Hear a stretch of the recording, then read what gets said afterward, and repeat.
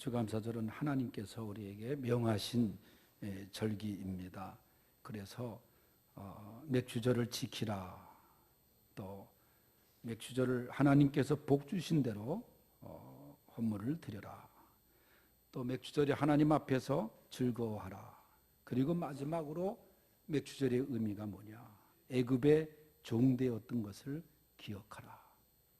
이스라엘 백성들에게 애굽 생활에 그 400여 년 동안 고생했던 그 시절, 그걸 기억하라. 거기서 출애굽된 것을 기억하라. 오늘 본문 2절의 말씀에도 보면은 네 하나님 여호와께서 이 40년 동안 내게 광야길을 걷게 하신 것을 기억하라. 여러분, 영어의 감사의 기원이라는 그 기원이, 그 단어에 바로 생각이라는 말에서 나왔습니다. 생각하면 감사가 나오게 된다는 거예요. 시편 103편에 그 모든 은혜를 잊지 말지어다 다윗이 말하는데, 은혜를 잊어버리면 감사가 나올 수가 없는 거예요. 그러나 생각해보고 감사하고 지나온 일들 생각하면 감사가 나오는 거예요. 정말 걸음걸음이 주님의 은총이었고, 이스라엘 백성들을 광야길에서 인도하신 그 길을 생각해보면 감사가 나올 수밖에 없다는 거예요. 광야의 생활이 힘들고 어려웠을지라도 그 가운데서도 함께 하셨던 하나님의 손길을 기억하며 감사하라. 지난 반년 동안 생각해보면 힘든 일도 많았죠. 그러나 지금 생각해보면 하나님의 은혜가 크셨음을 감사하라는 거예요. 그래서 오늘 말씀에 광야길을 걷게 하신 것을 기억하라. 광야와 같은 이 세상길에서 하나님의 손길을 경험하며 살았던 우리들, 그래서 첫째는 광야에서 주신 은혜를 기억하라는 거예요. 오늘 본문에 보면 모세의 설교의 말씀이 기록되어 있습니다. 모세는 오늘 말씀에서 보면 하나님께서 우리에게 주신 은혜가 있다는 거예요.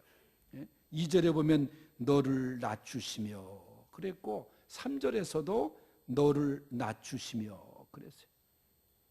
그러니까 우리에게 광야에서 주신 첫 번째 은혜가 뭐냐? 낮추심의 은혜. 뭐 나를 낮추고 비참하게 만든 것이 무슨 은혜냐고 반문할 수 있을지 모르지만은 하나님 앞에 낮아지면 낮아질수록 은혜를 받게 되는 거예요. 이게 겸손케 하시는 은혜입니다. 이스라엘 백성들이 목이 곧은 백성들아 얼마나 많은 지적을 받았습니까? 하나님 앞에서는 교만한 상태에 있는 사람들 결코 은혜 받지 못합니다. 교만은 패망의 선봉이라 그랬습니다. 하나님의 백성들은 교만한 상태에 있으면 안 돼요. 그래서 자세를 낮추고 겸손하라 그랬어요. 하나님 앞에서 낮추라. 여러분, 모든 운동의 기본은 낮추는 겁니다. 제가 테니스를 처음 배울 때도 그저 뻣뻣하게 서서 테니스를 치면은 볼이 네트에 걸리거나 잘 맞지가 않아요. 자세를 낮추고 쳐야 힘있게 나가죠. 탁구도 마찬가지예요. 자세를 낮추어야 돼요. 예? 낮추는 은혜가 먼저 오고 나서야 존귀케 하는 은혜가 따라오는 것입니다. 왜 하나님이 나를 낮은 곳으로 내려놓으시는가? 여러분, 그 자리가 바로 은혜의 자리요, 출발이요. 예? 낮아진 다음에 하나님의 은혜가 찾아온다는 것을 기억하시기 바랍니다. 베드로가 뭐라 그랬어요? 주여 나를 떠나소서, 나는 죄인이로소이다. 그곳에서 깊은 은혜가 임하지 않았습니까? 하나님께서 또 광야에 주신 은혜는 목마름과 배고픔의 그런 은혜입니다. 여러분, 빵과 물이 없는데 교만할 사람이 어디 있어요? 그런데 인간이 아무리 위대해도 빵 문제, 물 문제를 스스로 해결할 수가 없습니다. 이제 비가 좀 내렸습니다마는 우리가 이 비 내리지 않는 가운데서 얼마나 농작물이 피해를 입고 식수가 없고 말이죠. 설거지할 물도 없고 화장실에 물도 없어서 제한급수하고 그다음 소방차가 동원되고 얼마나 그 가뭄 가운데 어려움을 겪었습니까? 하나님께서 1년만 가뭄을 내리면은 말이죠, 이 심각한 문제가 발생하는 거예요. 아무리 최첨단 컴퓨터를 만들어내고 인공지능을 개발하고 하더라도 인간은 빵 문제, 물 문제를 스스로 해결할 수 없는 존재예요. 그러므로 하나님 앞에 낮아지고 겸손해져야 기적의 은혜와 하늘문이 열리는 역사를 체험하게 되는 것입니다. 이스라엘 백성들이 배고파서 낮아졌을 때 하나님께서 만나의 은혜를 주시잖아요. 만나의 은혜를 먹이시는 그런 역사가. 만약에 광야에 강냉이가 풍성했더라면 하늘 만나를 맛보지 못했을 거예요. 이스라엘 백성들을 낮추시고 만나를 주신 것에는 목적이 있습니다. 3절 말씀에 있는 것처럼 너를 낮추시며 너로 줄이게 하시며 또 너도 알지 못하며 내 열조도 알지 못하는 만나를 먹이신 것은 하면서 하시는 말씀이 뭐예요? 사람이 떡으로만 사는 것이 아니요 여호와의 입에서 나오는 모든 말씀으로 사는 줄을 네가 알게 하려 하심이라. 이것은 예수님께서 광야에서 시험 받을 때 마귀에게 답변하신 말씀입니다. 사람은 떡을 먹고 살아야 합니다. 그러나 사람이 떡만 먹고 사는 동물적인 존재는 아닙니다. 사람은 하나님의 형상으로 지음받아서 영혼이 있는 존재이기 때문에요. 이 영혼은 하나님의 말씀을 먹고 사는 존재예요. 하늘의 신령한 만나를 먹어야 됩니다. 이 하늘의 만나를 먹는 자리가 오늘입니다. 이 시간입니다. 그리고 뭐라 그래요? 이스라엘 백성들은 의복이 헤어지지 않는 은혜를 입었다 그랬어요. 옷을 수시로 수선을 했었다, 그런 이야기를 주장하기도 하지만은 하나님의 기적의 역사로 닳지 않았다고 믿어야 되는 겁니다. 여러분, 여기에서 영적인 의미는 예수 그리스도로 옷을 입고 영적인 옷, 그리스도의 옷을 말하는 거예요. 우리가 예수 그리스도를 믿게 되면 죄 용서함을 받고 그리스도께서 준비하신 의의 옷을 덧입게 되는 거예요.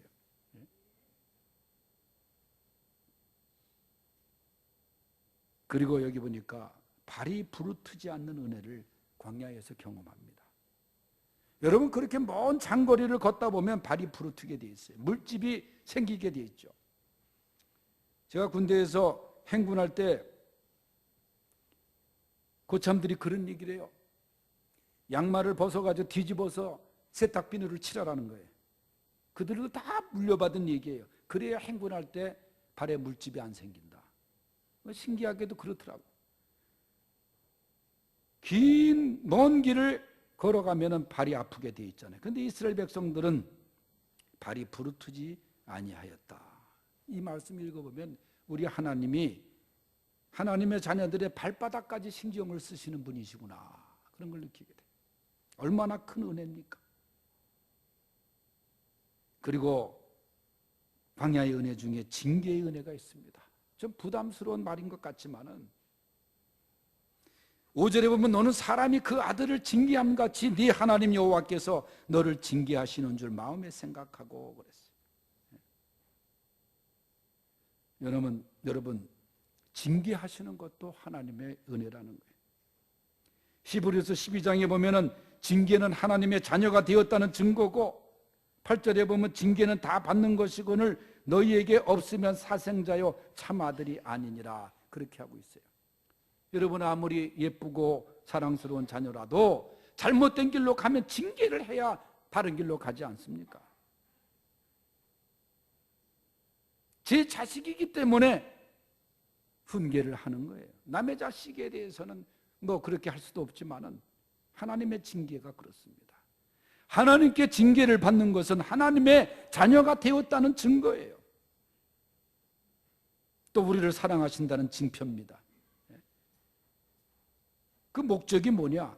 히브리서 12장 10절에 보면 오직 하나님은 우리의 유익을 위하여 그의 거룩하심에 참여케 하시느니라. 거룩게 참여하기 위해서 하나님이 징계를 하신다는 거예요. 그렇기 때문에 징계는 받는 순간에 힘들지만은 또 때로는 내가 왜 징계를 받느냐 원망할 수 있지만은 하나님의 징계 속에 큰 은혜가 임하는 것이요. 그래서 굶기시는 것도 은혜요, 때로는 먹이시는 것도 상 주시는 것도 다 은혜라는 사실을 깨닫고 감사하는 성도들이 될 수 있길 바랍니다. 두 번째는 광야길에서 주신 은혜의 목적을 기억해야 돼요. 6절 말씀을 읽어보겠습니다. 시작. 네 하나님 여호와의 명령을 지켜 그의 길을 따라가며 그를 경외할지니라. 아멘. 우리가 그의 길을 따라가야 되는데 잘못된 길로 갈 때에 징계가 오지 않아요. 하나님을 두려워하는 것은 우리 인생의 브레이크와 같습니다. 사람이 못된 짓을 하면 반드시 브레이크가 걸려야 됩니다. 브레이크가 만일 고장이 났다고 하면 자동차가 멈출 수가 없잖아요. 예수님을 믿는 우리들도 하나님을 두려워할 줄 아는 브레이크를 가지고 있어야 돼요. 잘못된 길로 가다가도 하나님을 두려워함으로써 브레이크를 걸어야 됩니다. 하나님을 두려워하지 않는 인생은 마구잡이 인생이에요. 결국 낭떠러지에 떨어지는 인생이 되는 거예요. 하나님께서 우리에게 은혜를 주신 목적은 가나안 땅에 들어가서 그 땅에 합당한 백성으로 살도록 하기 위함입니다. 그래서 마지막 세 번째가 뭐냐? 광야길에서 예비하신 아름다운 땅 가나안 땅을 바라보라는 거예요. 그 땅을 기억하라는 거예요.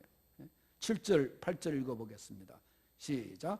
네 하나님 여호와께서 너를 아름다운 땅에 이르게 하시나니 그곳은 골짜기든지 산지든지 시내와 분천과 샘이 흐르고 밀과 보리의 소산지요 포도와 무화과와 송류와 감람나무와 꿀의 소산지라. 아멘. 그래서 이어보면 가나안 땅에 그 귀한 풍성함의 모습을 말씀하고 있습니다. 하나님의 은혜예요. 하나님의 축복이에요. 우리는 이 땅에 살지만은 이 땅에 정착할 사람들이 아닙니다. 오늘 말씀하신 대로 그 아름다운 땅이 우리에게 있습니다. 가나안 땅이 우리에게 있습니다.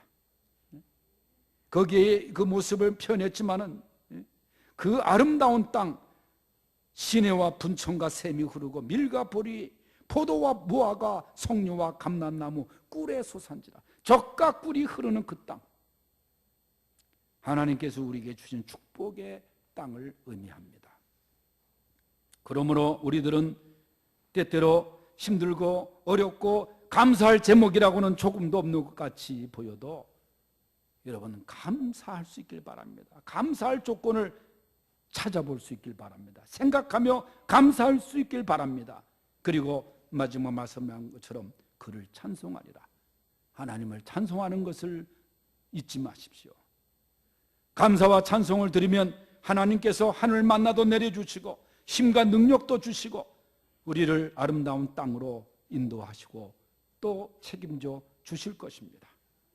감사와 찬송을 풍성하게 드리는 2017년도 맥주 감사절이 되시기를 주님의 이름으로 축원합니다. 기도하겠습니다.